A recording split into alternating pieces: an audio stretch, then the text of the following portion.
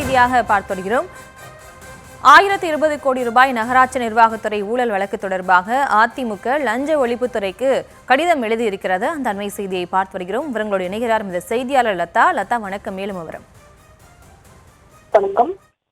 நகராட்சி நிர்வாகத்துறையில் 1020 கோடி ஊழல் வழக்கு தொடர்பாக இதுவரை லஞ்ச ஒழிப்புத்துறை வழக்கு பதிவு செய்யாதது தொடர்பாக அதிமுக எம்பி இன்பதுரை கடிதம் எழுதியிருக்கிறார். தமிழக லஞ்ச ஒழிப்புத்துறை பொறுப்பு டிஜிபிக்கு இன்பதுரை கடிதம் எழுதியிருக்கிறார். அந்த கடிதத்தில் வழக்கு பதிவு செய்யாதது ஏன் என்ற கேள்வியை எழுப்பியிருக்கக்கூடிய அவர், வழக்கு பதிவு செய்யவில்லை என்றால் சிபிஐயை நாட வேண்டி இருக்கும் என்றும் இன்பதுரை குறிப்பிட்டிருக்கிறார்.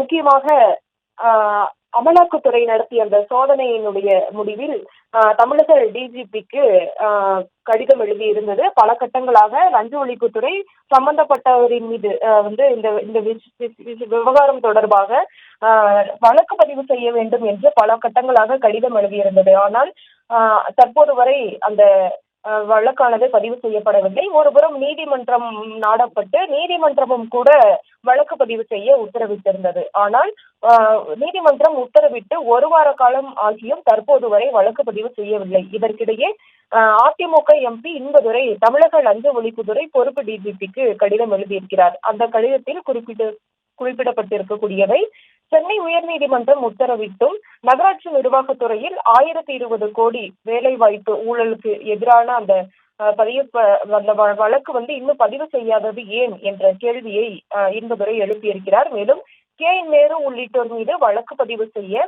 உயர்நீதிமன்றம் உத்தரவிட்டும் தாமதம் செய்வது ஏன் என்ற கேள்வியையும் இன்பதுரை முன்வைத்திருக்கிறார். மேலும் உயர்நீதிமன்றம் உத்தரவிட்டும் வழக்கு பதிவு செய்யாதது குற்றவாளிகளுக்கு லஞ்ச ஒழிப்புத்துறை துணை போகும் செயல் என்றும் குறிப்பிட்டிருக்கக்கூடிய இன்பதுரை உடனடியாக வழக்கு பதிவு செய்திருக்க வேண்டும்.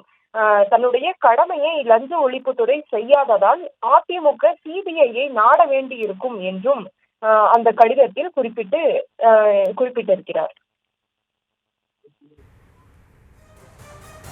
விவரங்களுக்கு நன்றி லதா.